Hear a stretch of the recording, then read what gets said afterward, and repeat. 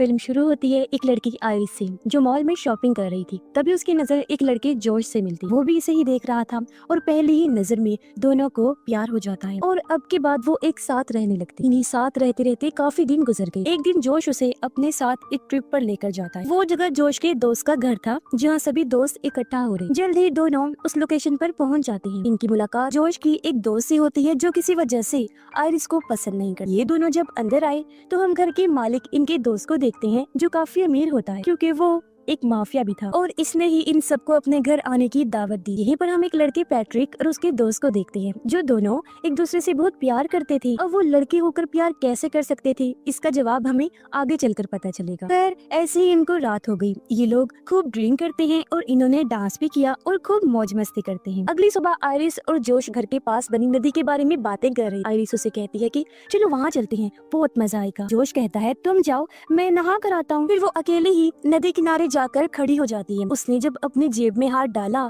तो चाकू निकलता है। उसे देख वो काफी हैरान रह गई। सोचती है कि ये मेरी जेब में कैसे आया। तभी यहाँ पर घर का मालिक भी आ जाता है, इसलिए आइरिस फौरन चाकू वापस रख लेती है। वो जैसे ही जाने लगी वो कहता है कि इधर ही बैठ जाओ, बातें करते हैं। अब वो रुकना तो नहीं चाहती थी लेकिन उसके कहने पर रुक गई। फिर वो बड़ी अजीब बात कहता है कि तुम मेरी पीठ पर लोशन लगा दो। ये सुन आइरिस को बुरा तो लगा लेकिन वो ऐसा करने लगती है। अब उस मालिक मकान की हरकतें इधर ही नहीं रुकती बल्कि वो आइरिस का हाथ पकड़ लेता है, अजीब तरह से उसे हाथ लगाकर अपने बहुत करीब कर लेता है। आइरिस को बहुत बुरा लगा। वो बार बार कह रही थी कि ये तुम क्या कर रहे हो, छोड़ दो मुझे, बहुत गलत हरकत है। लेकिन वो ये कहने लगा कि कोई मसला नहीं है मेरी जान, जैसे जैसे मैं कह रहा हूँ तुम भी करो। इससे आइरिस को गुस्सा आ गया।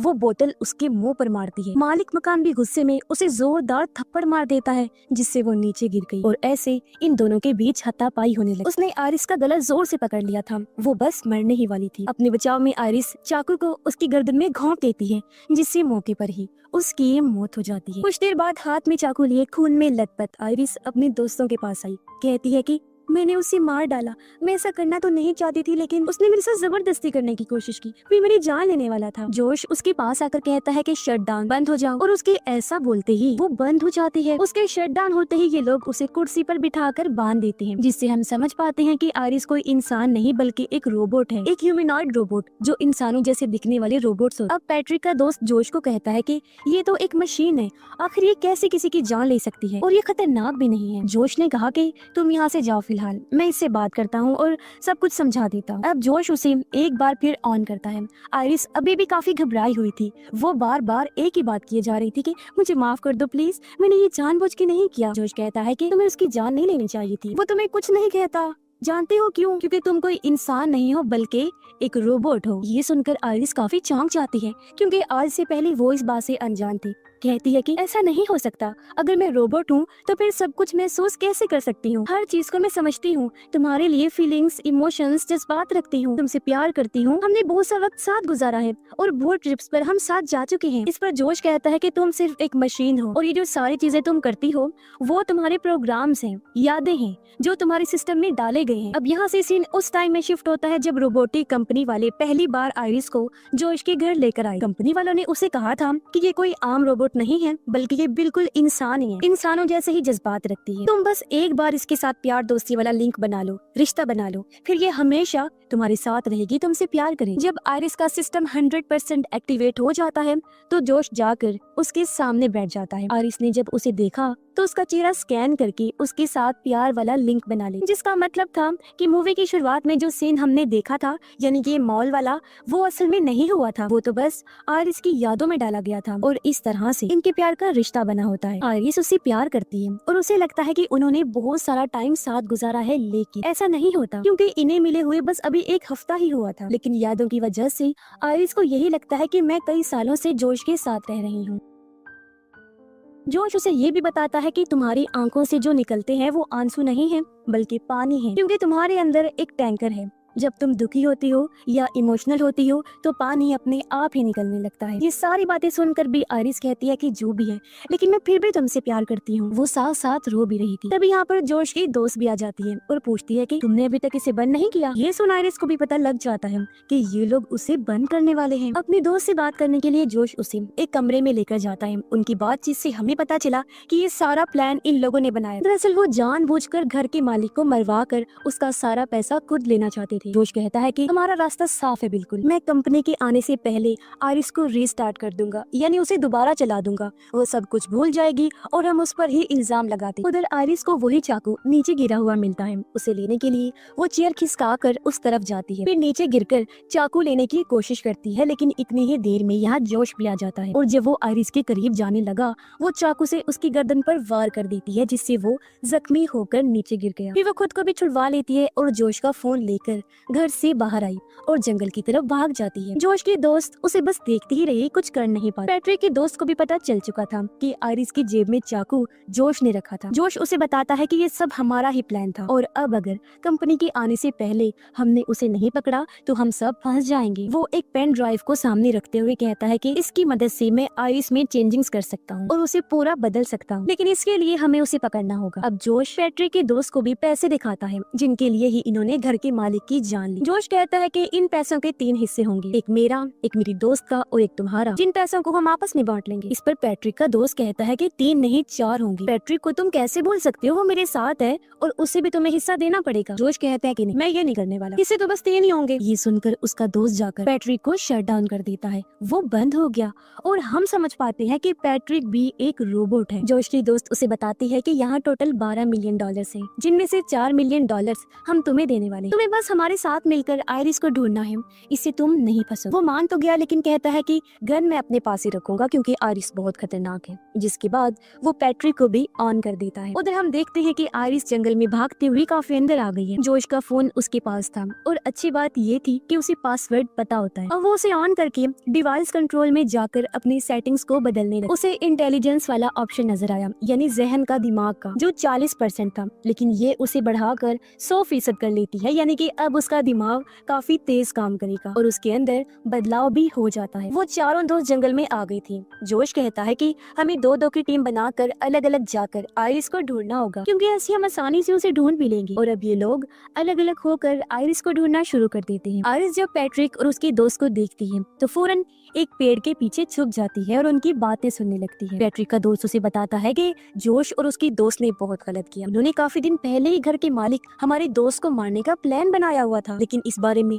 मुझे नहीं बताया। हालांकि जोश कहता है कि वो मुझे दोस्त मानता है, लेकिन ये झूठ है। अगर दोस्त मानता होता ना तो मुझे इस बारे में जरूर बताता। उसे मरवाने के लिए जोश ने आयरिस को इस्तेमाल किया, उसे इसीलिए खरीदा क्योंकि आयरिस की मदद से वो उसे मरवाना चाहता था, क्योंकि ऐसे उसका काम आसान था। और अब जब वो फंस चुका है तो मुझसे मदद मांग रहा है। ये सुनकर पैट्रिक कहता है कि मैं भी तो एक रोबोट हूँ ना, तो क्या तुम भी मेरे साथ ऐसा ही करोगे? दरअसल उसे पता चल चुका था कि मैं एक रोबोट हूँ। उसका दोस्त ये सुनकर पहले तो काफी हैरान हुआ, पूछता है कि तुम्हें ये कैसे मालूम हुआ?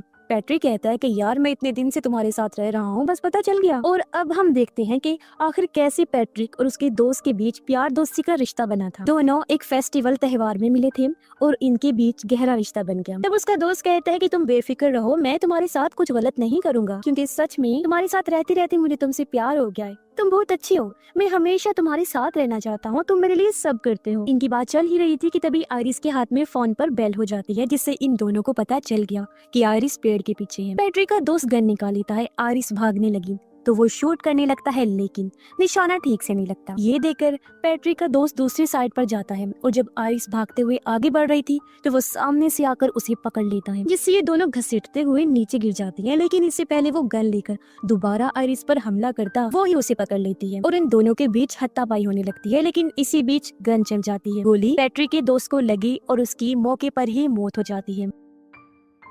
अब ये सब कुछ ऊपर खड़ा हुआ पैट्रिक भी देख रहा था और अब जब जोश उसकी दोस्त भी यहाँ आए तो आयरिस भागकर घर की तरफ आती है। वो जोश की हाईटेक कार में बैठ जाती है और उसे लॉक कर लेती है। तब तक जोश भी यहाँ आ गया था, जो दरवाजा खोलने की कोशिश करने लगा, लेकिन कार चल नहीं रही थी क्योंकि वो सिर्फ आवाज की कमांड देने पर ही स्टार्ट होती थी। आयरिस ने जब अपनी आवाज में गाड़ी को चलने को कहा तो वो मैच नहीं कर, उसके पास वक्त कम था क्योंकि जोश भी कांच तोड़ने लगता है। अब आयरिस अपना दिमाग लगाती है, वो सेटिंग्स में जाकर अपनी आवाज को बदलकर जोश जैसा बनाने लगती है। जल्दी उसकी जैसी आवाज बनकर मैच हो गई और गाड़ी स्टार्ट हो जाती है और आयरिस यहाँ से भाग गई। लेकिन जोश का भी बहुत दिमाग चलता था, वो फौरन घर के अंदर आया, घर के मालिक का फोन लेकर पुलिस में रिपोर्ट कर देता है कि मेरी गाड़ी चोरी हो गई है। जैसे रिपोर्ट दर्ज हुई, गाड़ी एक रोड के किनारे आकर अपने आप ही बंद हो जाती। फिर जोश उसी फोन से अपने फोन पर कॉल करता है और जब आयरिस ने फोन उठाया तो जोश कहता है कि प्लीज तुम घर वापस आ जाओ, मैं सब कुछ ठीक कर दूंगा। तुम एक रोबोट हो तो तुम्हें कोई सजा नहीं मिलेगी और अगर तुम्हें इस बात का दुख भी हो रहा है तो कोई बात बात नहीं, मैं तुम्हारे अंदर बदलाव कर दूंगा जिससे तुम सब कुछ भूल जाओगी और हम फिर से